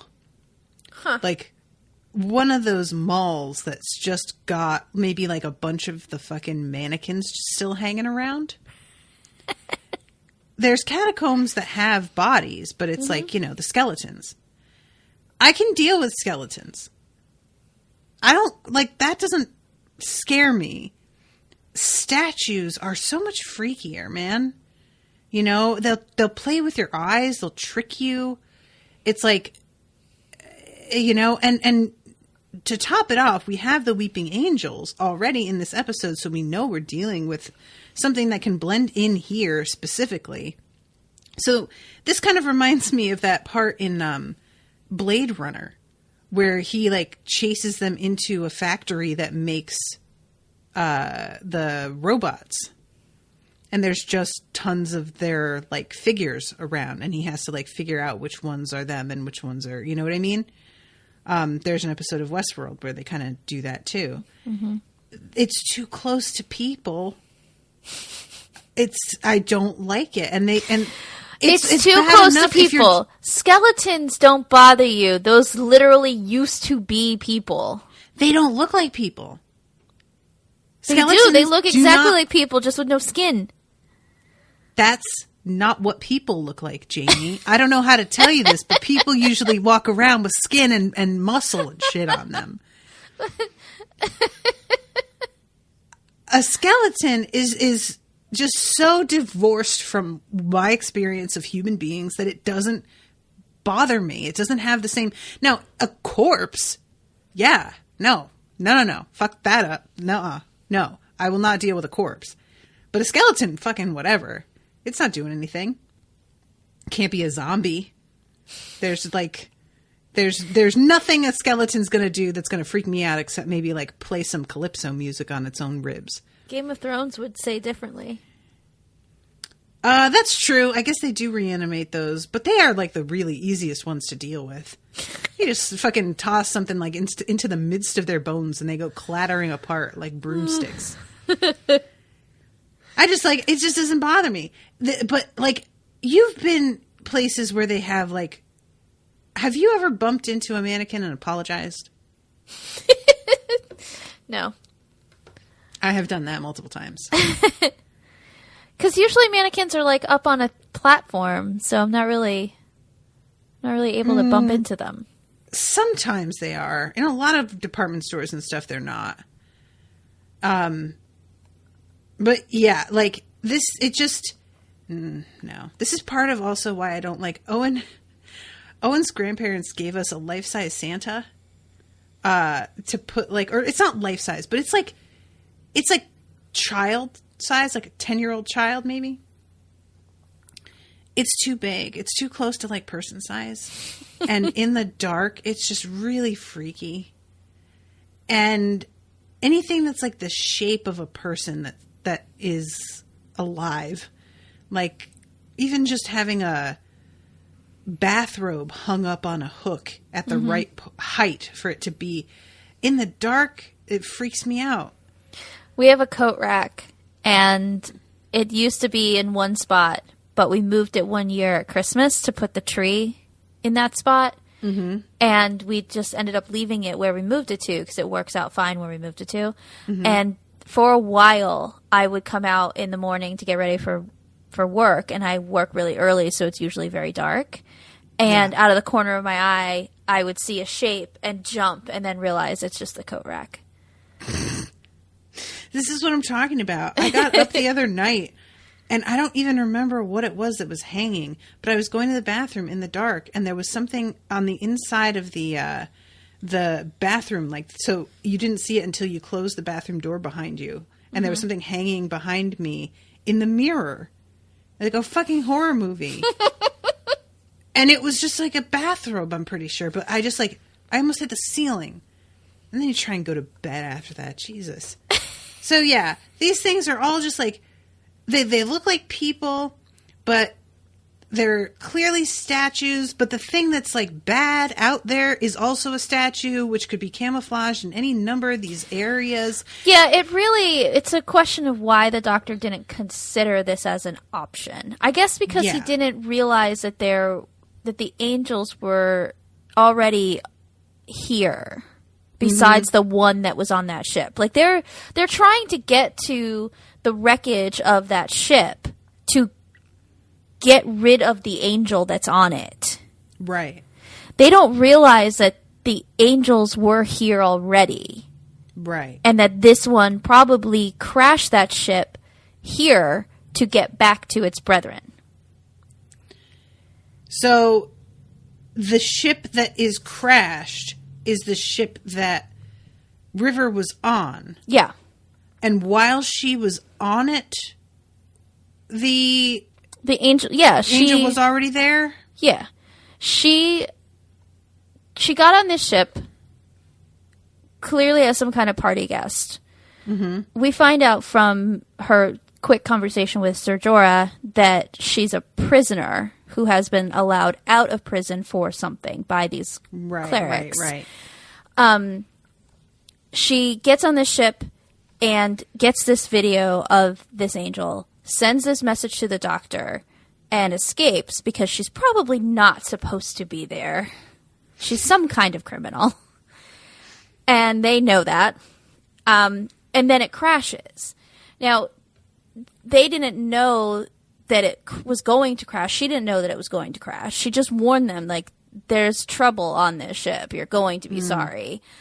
And then they learn when the home box tells them where to go that the ship crashed. And it crashed because of sabotage. And it's because this angel forced the ship to crash.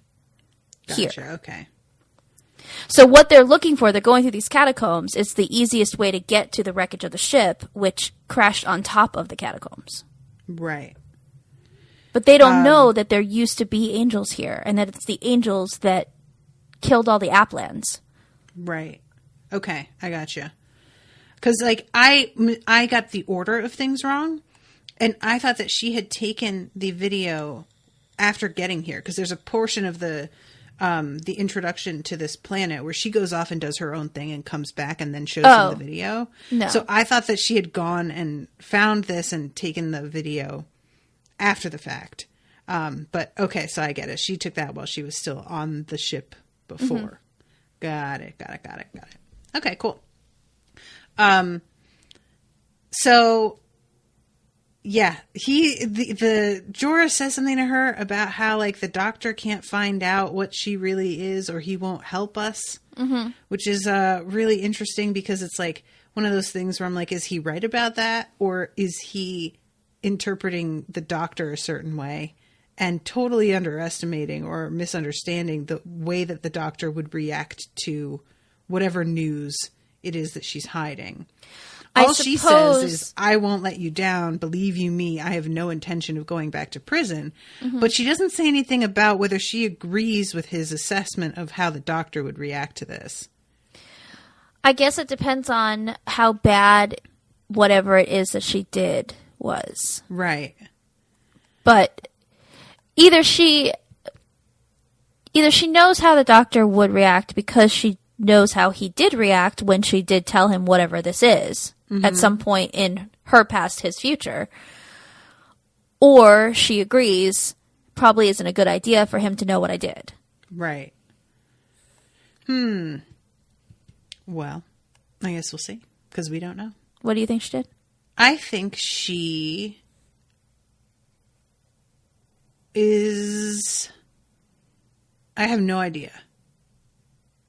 I don't even have, like, the barest theory, to be honest. Okay. All I keep thinking is that she's like Indiana Jones and she's just stealing artifacts that should be in museums.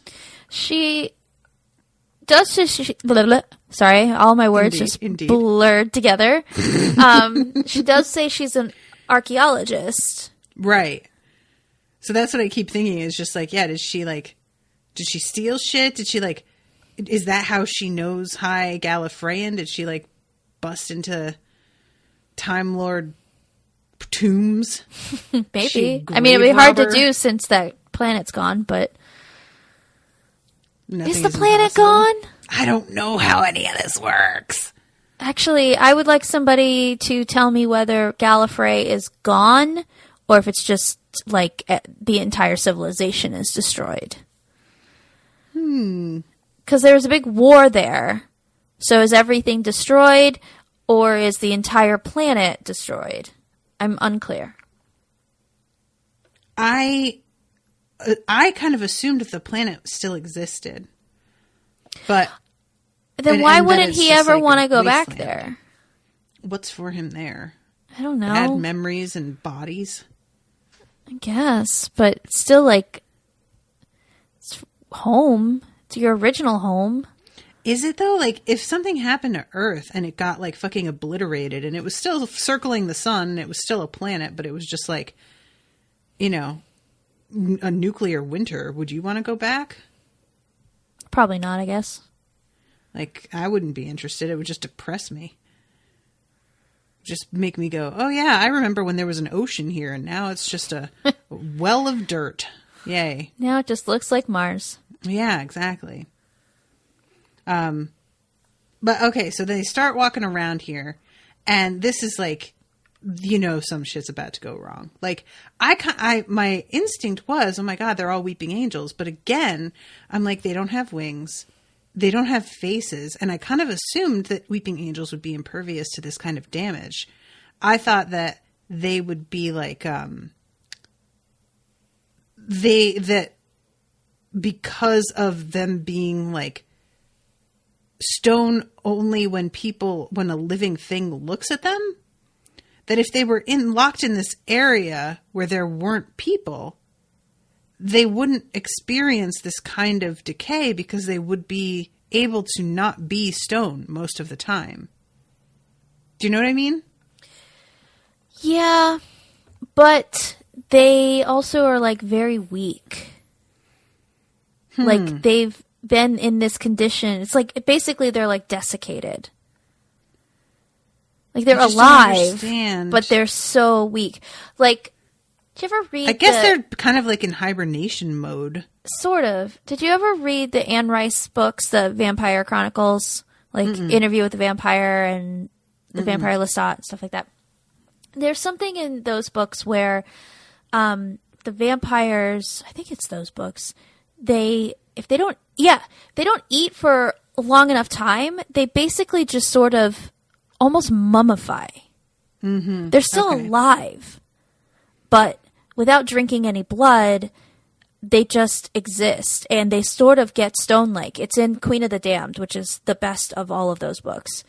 And then when one of them is fed blood, she like comes back to life.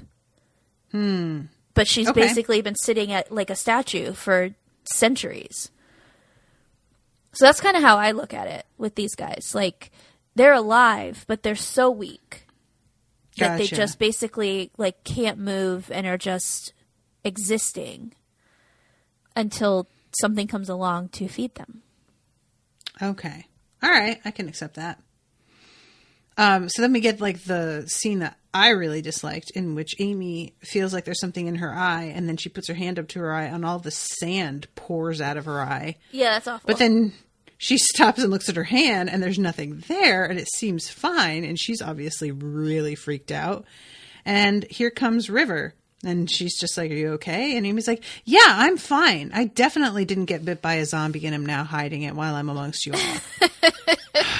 Girl, tell them what's happening to you. It's human nature, I guess. No! It is the opposite of it. I reject this. He tells you, don't look in its eyes.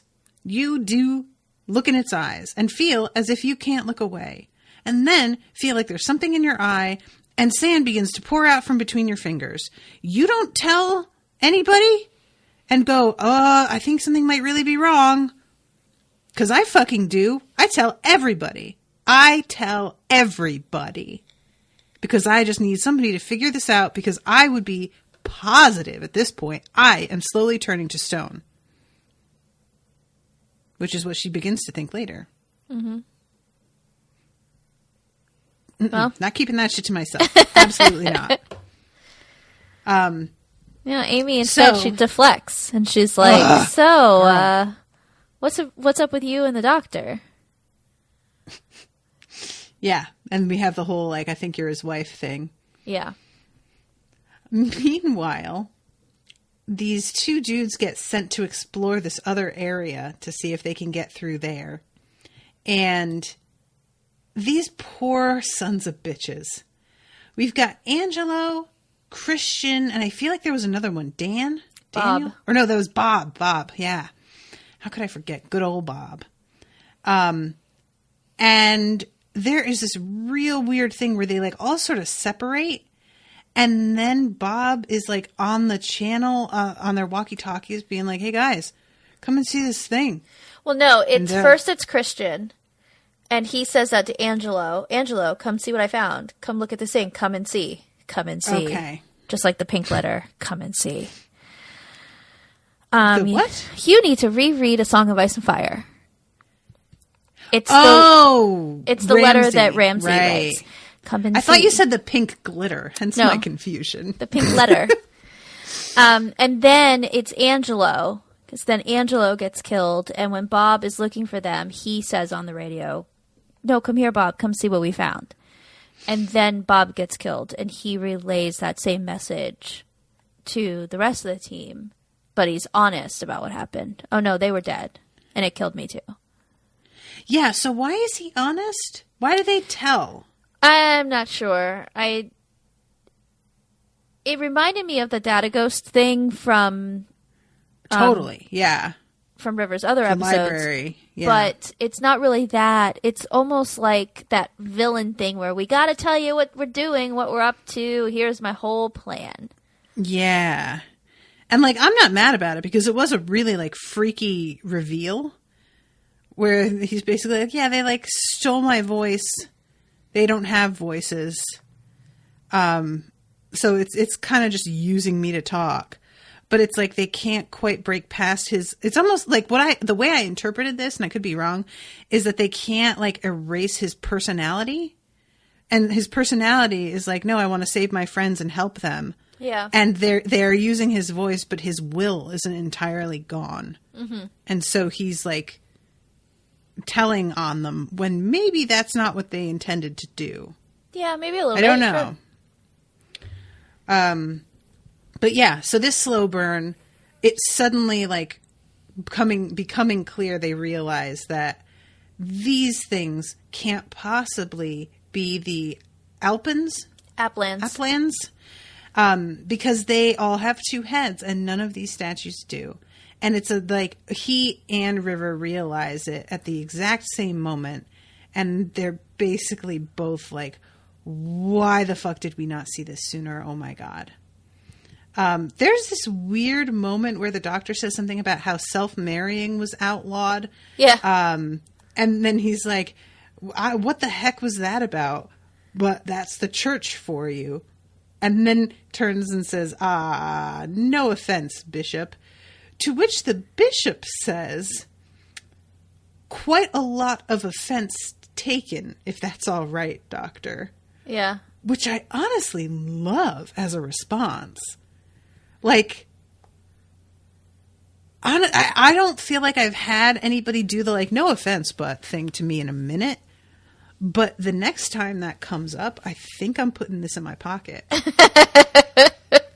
Quite a lot of offense taken, if that's all right.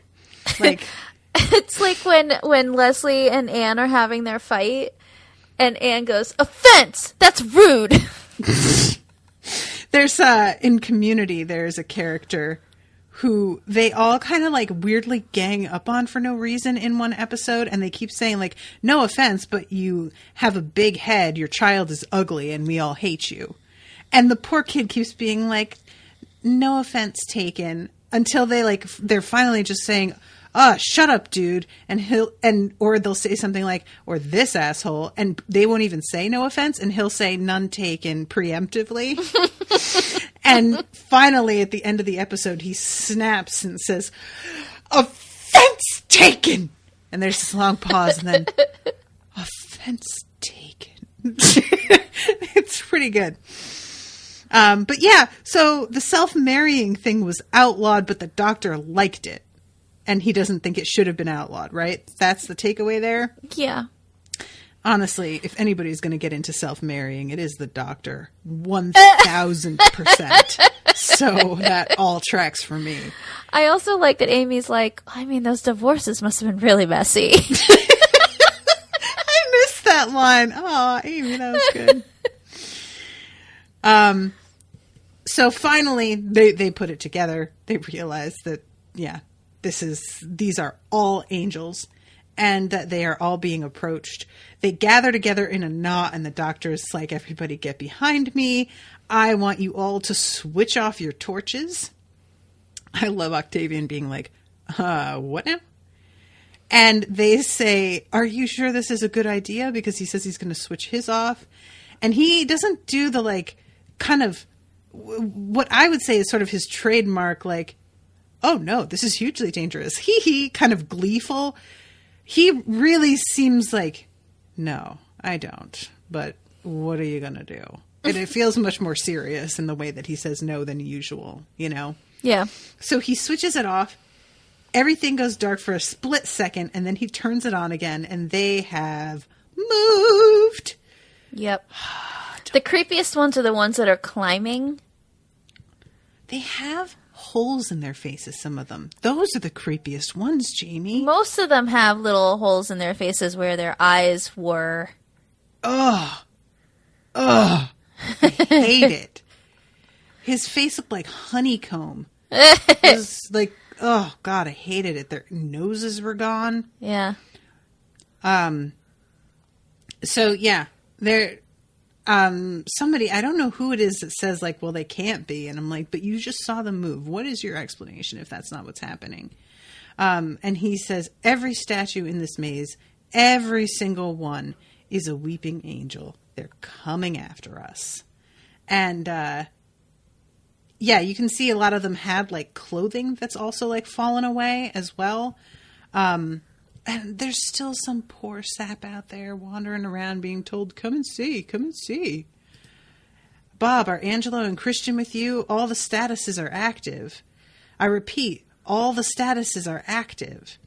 "I know, sir. Angelo and Christian are dead, sir. The statues killed them, sir."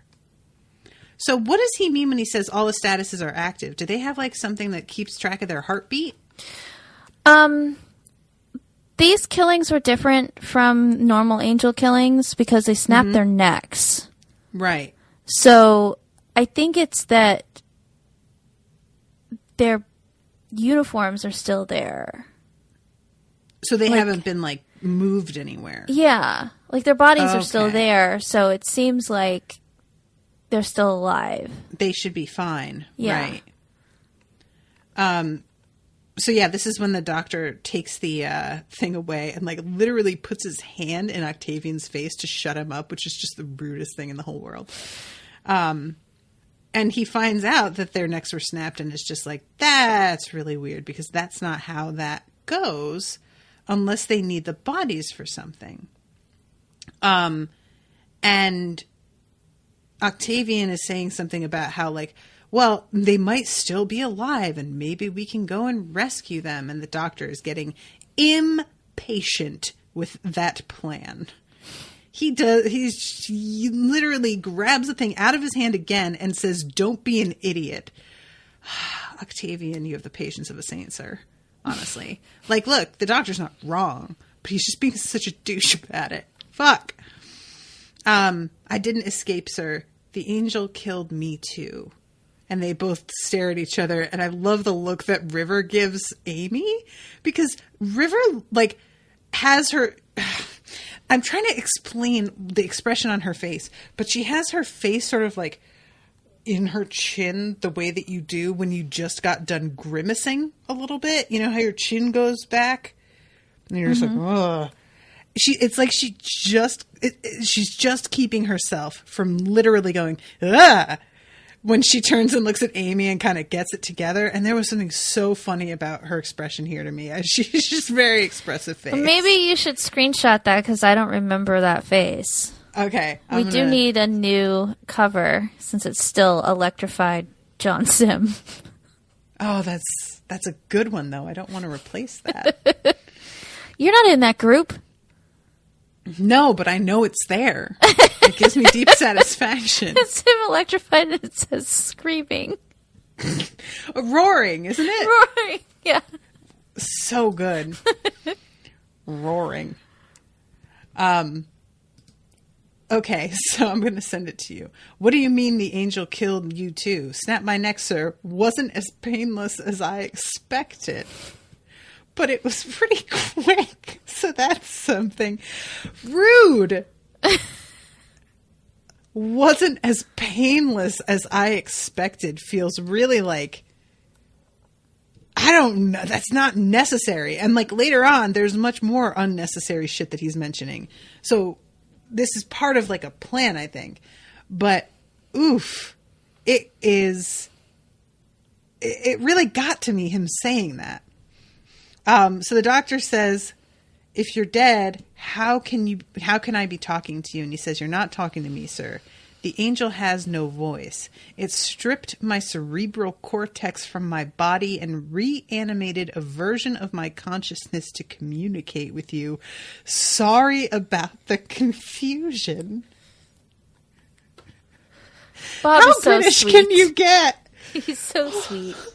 Poor Bob. Oh, I am really sorry. Yeah, this is just a mix-up. Oh, so silly. No. I'm not me. I have been possessed. Oh, it's ridiculous. I'm so sorry. This is just all my fault. Bob, stop it. You're not accepting an Oscar. There's no need for this.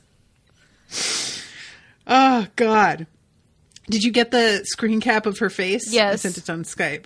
You see what I'm saying? Yeah. Where she just has this like she's just on the edge of being like full on grimace. He says, so when you say that you're on your way up to us, it's the angel that's coming, sir. Yes.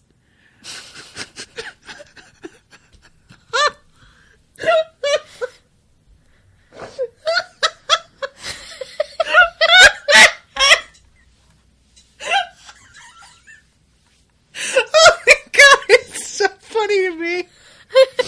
Oh, no, sorry about the confusion. Yes, this killer entity. Yes, correct. That is what's coming for you. Like, what? Oh my God. I can only hope for that kind of like narration, like when I die. Yes, the car. Heading straight for you. You should be dead in approximately 0.3. Yep, there it is. It's like something out of Monty Python. Right? So they all begin to run. And the doctor doubles down with Octavian. Yes, I called you an idiot. And says there's nothing we could do for them. And Octavian says, yeah, I know. And when you've flown away in your little blue box, I get to explain that to their families. And walks away with the most beautiful disdain. So satisfying. I loved it. You see the doctor blink a little and be like, oh, well, yeah, he's got a point. Valid. Yep. So this is supposed to be the angel from the ship that has Bob. Yeah. So the angel is not in the wreckage anymore. And he is running after everybody and runs past Amy, who claims that she can't move because her hand has turned to stone. And he tells her that this is not so. But when the camera's on her hand, it looks like stone. Mm-hmm. And I can't tell if it's just that he can't waste time on this right now, and whether her hand's stone or not, she's coming with him. Or if maybe it is just messing with her head and causing her to hallucinate, and she's seeing things that aren't there. But he bites her hand. Yeah. And she feels it and moves and runs. So I think it's the latter. Yeah, But I think don't she's know. hallucinating. I hope it's just a hallucination, because slowly turning to stone, just count me out, kids. I don't like it. I will pass on that, thanks. You know? And the doctor's like, yeah, he says it's messing with your hand, and argues with her for a minute. But yeah, she eventually goes. They meet up with the others who are... Oh, by the way, I should mention that all of their fucking flashlights keep flickering. Mm-hmm. No, did not like that. Why are they able to do that? I hate it. But they wind up, I think they're under the wreckage, and there's like a power cortex there or something.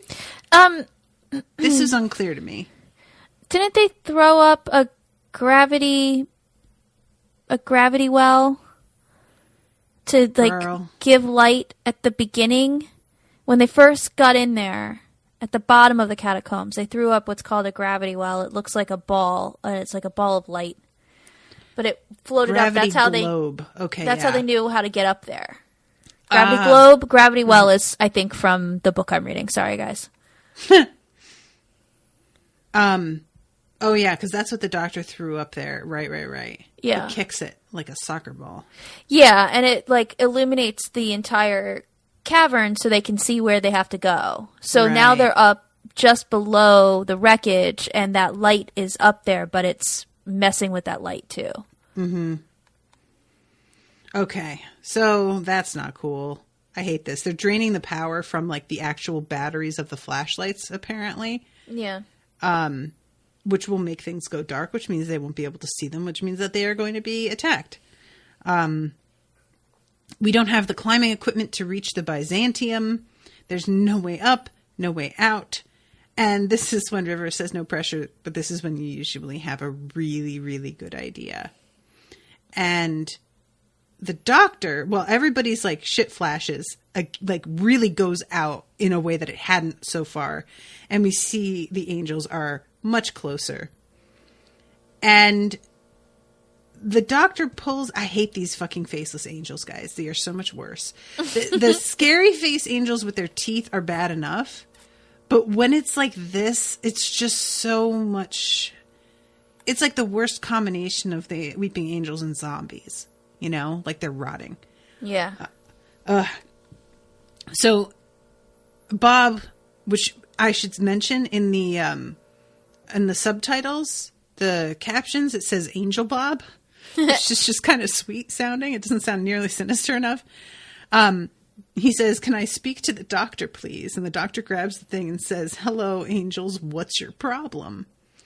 It says, "Your power will not last much longer, and the angels will be with you shortly." Which sounds like he's promising good service at like a frickin' restaurant. Oh, it won't be too much longer. The angels will be with you shortly. Like, it's so polite. I just love it. And he says, "Why are you telling me this? There's something the angels are very keen you should know before the end, which is, I died in fear. You told me my fear would keep me alive, but I died afraid, in pain, and alone. You made me trust you, and when it mattered, you let me down." What the fuck? River says they're trying to make him angry. Mm-hmm. But why? Does he have more power when he's angry that they're trying to suck out of him? I don't think she's right. I don't think they're trying to make him angry. I think they're trying to rattle him, but what they're accomplishing is making him angry. And when he's angry, he usually is effective. I mean, he's pretty effective regardless, but when you don't want to make him angry. And he's really not going to compromise or back down or give a shit about what happens to you. Okay. So she says they're trying to make him angry, but really that's unfortunate for them side effect. Yes. I think they want to I think they think it'll weaken him by the knowledge that this poor kid died scared and alone. And it's your fault. That'll put the doctor at a disadvantage because it'll emotionally affect him. Gotcha. Okay. But they underestimate. That's how I interpreted it at first. But then when she says they're trying to make him angry, I was like, does she know something about the way they work that I don't? No. Or that would mean something for them? The way I took it was that she misinterpreted their intentions. Gotcha. Okay. So then he starts saying that they have made a really big mistake with this trap. That this trap has a terrible mistake in it. You have something in this trap that shouldn't be here. And they're like, what is it? And he says, me. And then he takes her little gun. No, he takes Octavian's gun. Oh, okay. I thought he had her little... Oh, that's a shame. That was going to be fun. Her little gun is basically a blowtorch. Right, which I thought that, like, he kind of blew... But no. So he says, jump as high as you can when I give you the signal. And they say, what's the signal? And he's like, oh, yeah, you won't miss it. And he pulls the gun and he shoots at the gravity ball. The globe. Gravity globe. Now, Owen came in at this exact moment when I was watching this episode and sees this part where he shoots it and all of the like light kind of goes... It's almost like, looks like liquid. And Owen just says, that guy just shot that water balloon. And I swear to God, I fell out laughing. Like, he just had no concept of how tense the episode had been up until that point. And, like, he said it in this way of just like, that was a weird thing to do. Like, I could not stop laughing. And then it just goes to credits immediately. Yep. So... Next week is part 2. If it's a gravity globe, if he shot it, do they all go flying into the air? Spoilers. Is that why he said to jump? Because the statues are heavy, and so they won't float up as high? That would be pretty good. Don't know. We have a whole episode of everybody just floating around on wires. All right. So, yeah. So that's the end of that. That's the end of the episode. Yeah. So... There's a couple of interesting things. This was the first episode of Series 5 to be shot, and therefore the first episode featuring Matt Smith and Karen Gillan. Oh. Okay. Wow. That's so weird. I wonder what makes them choose the order that they... I it's think gotta it be like probably has to do with when they schedule. can do location stuff. Yeah. That makes sense, but it's just such a weird thing to hear after the fact. Like, this is the first time they're working together, and to us, it's like they've been around for a minute. Right, you think it's done, like, in order, but it's not. Like, when Billie Piper was leaving, she actually shot her final scenes, or, like, her goodbye scene, where, you know, that whole on the beach. Yeah. That was done, like, several episodes earlier, like, weeks earlier from when... Like, then the final thing she shot was, like, 3 or 4 episodes before her actual last episode. Because it was all out of order. So, like, they had this big emotional thing that they did on the beach, but that wasn't really the end for them yet, because they still had several weeks of working together. Right. Okay. River's comment about the TARDIS's brakes was a last-minute addition because the episode was running short on time. And that was because the tides at the beach location forced them to abandon about 3 pages of the script. Oh, shit. including the scene that had been used to audition Karen Gillan for the part of Amy Pond. So Stephen Moffat wrote this scene where River flies the TARDIS. So it was a last-second addition. What did it fill in? Well, because they were short on time, like when they had to do a pickup, because when they edited the episode, it was actually too short. Oh, okay. Because they couldn't film these 3 pages on the beach, they ended up not having enough episodes. So he wrote something really quick and did a pickup later to edit into the episode. Huh. Weird. But considering that ended up being like one of the most delightful things that's ever been on this show, I'm kind of glad that the tides were high and they couldn't do what was originally scripted, whatever that was. Isn't that funny how often that happens? Yeah. It's crazy to me. And That's then what Midnight was too. Yeah. Just a big fuck up. And then I forgot to mention, and it has been brought to my attention by people like, hey, does Natasha know this? And I'm like, oh yeah, I keep forgetting to mention that. In the Fires of Pompeii, Karen Gillan is one of those weird soothsayers. Oh, yeah. Somebody posted that in the group. Yeah. Picture of her. I forgot about that. So in that episode, those soothsayers, their flesh was turning to stone. Oh. And here's Karen Gillan with this episode where she thinks she's turning to stone, which is interesting. Freaky. I'm sure it's not related because I don't think Stephen Moffat refers often to things that he didn't write. Okay. So it's just a coincidence. Yeah. I had a bingo update that Sir Jorah Mormont is in this. So Indeed. Mark that off on your cards. And we have a review. This is Whovians Unite and Go Listen to This Podcast, 5 stars by Unspoiled Network fan number 1. From the United States. You say. The best. Unspoiled Network podcasts are so good that I actually went through the hassle of creating this stupid Apple account just for the purpose of leaving reviews for them. Apple bad, Unspoiled good. Go listen, go listen and then support them on patreon.com so they can keep up the great work. Alex. So I'm not sure which Alex this is, but I know. Thank you, Alex. So thank you, Alex. That is hilarious, though. That's exactly the review that Miles left all those years ago on A Song of Ice and Fire. Really?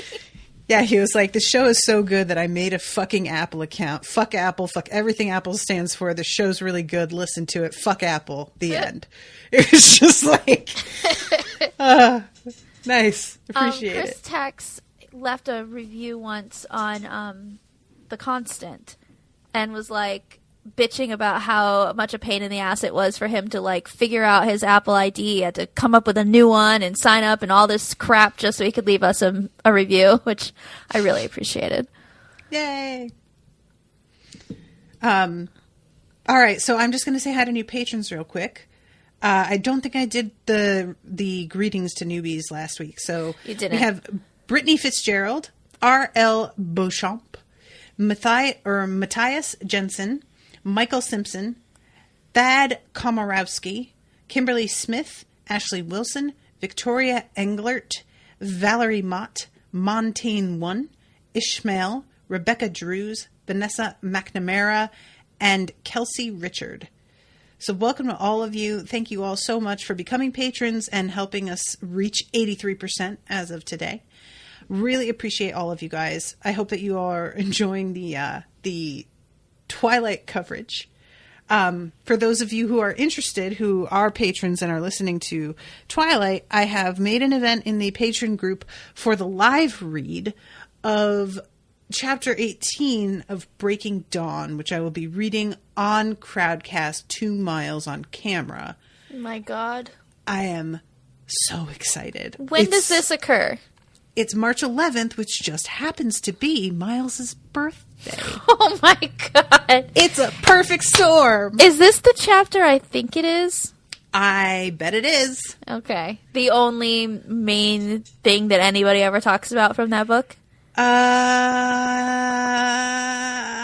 Maybe. Okay. But yeah, I'm really excited about it. There are people like, because I posted it early enough and people are like, I'm literally calling out of work this day, or I'm taking time off of work to go to this. Is it going to be during the day? Yeah, it's at 2 p.m. Central Time. What day of the week is that? Girl, go find it. What are you doing? I want answers. I don't want to look for things. Google it. Jamie's the one that shows up where I've posted a link to something with all the information. And in the comments, she's like, so when is this? What day is this? How much does it cost? And I'm like, bitch, read it. Go find out. I don't do that. Shut up. I just want answers given to me right now. I don't feel like opening up my phone. It's a Wednesday. The way that went made it sound like you were saying, I don't feel like opening up my phone because it's a Wednesday and I don't do that on Wednesdays. I don't touch my phone on Wednesdays. I don't feel like opening up my phone. It's a Wednesday. God. I'm just trying to see if I can schedule myself to be home that day. Jesus. So yeah, guys, if you are a patron at the $5 level, you are going to be able to come to that. And I'm really excited. Also, by the time this goes up, it'll be too late. But if you missed this announcement, that's kind of probably on you for not following us on social media. Tomorrow, Rashawn and I will be live recording the final chapters of the reread of Deathly Hallows. I can't believe it. And we are opening up this live recording to everyone. You do not have to be a patron to come because we want to celebrate it with all of you. And it's a pretty big deal. We may do like one last wrap-up episode after that is done, but these are the last actual chapters, and they fell on a day that we do the live recording, so I just decided that that would be the best way to handle it. And yeah, it's just like it's the end of an era, and it's really like strange to realize that we will be putting Harry Potter in our rearview mirror. And maybe someday we'll come back to it, but it's going to be a minute. It's going to, like, I don't know if that will ever happen. And if it does, it won't be for years. So, yeah. Especially if you're going to do a Song of Ice and Fire. Hint, exactly. Hint. So if you guys are, listening to this and you didn't know about it, you should be following us on Twitter and Facebook to hear about this stuff. Mm-hmm. And you can still find the link to the Crowdcast to watch it if you would rather do that than listen to it. But it will still be posted for patrons only in the patron group. So, or on the Patreon. So you will, if you are not a patron, watching it on Crowdcast will be your only option. There won't be an audio only version for non-patrons. So yeah. Then you're just going to have to become a patron. Yeah, y'all. Do that shit. Seriously, $1 a month? Come on. Well, you can't. That's not the thing anymore. Oh, that's right. I keep forgetting doing that. $5 a month. Still not very much money. Yeah, it comes out to $1.25 per episode while you're like if we were still recording that while you were a patron, because we do one a week. So, yeah, I think it's worth it. Totally. And that's it. That's all my announcements. So, is there anything you wanted to add before we wrap up?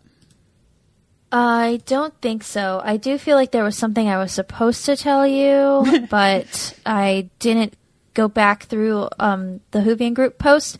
If you guys are listeners of the show and you want to talk about Doctor Who spoilers where Natasha can't be spoiled, check out the Unspoiled Whovians group. It's open to all, not just patrons.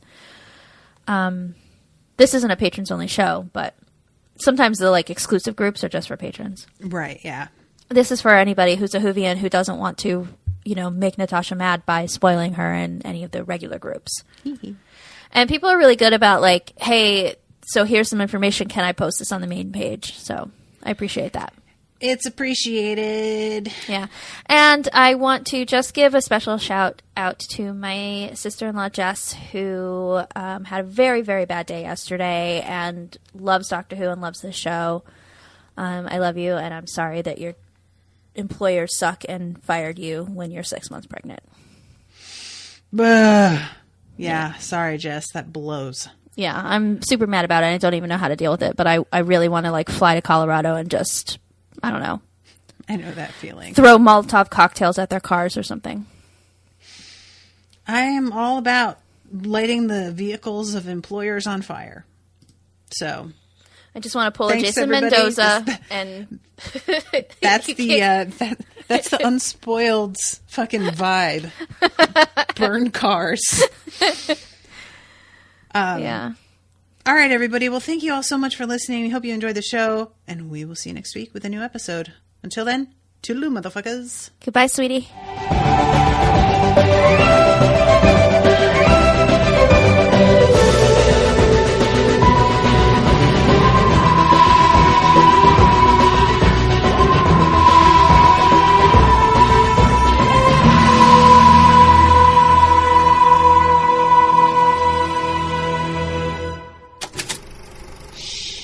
That was an Unspoiled Network podcast.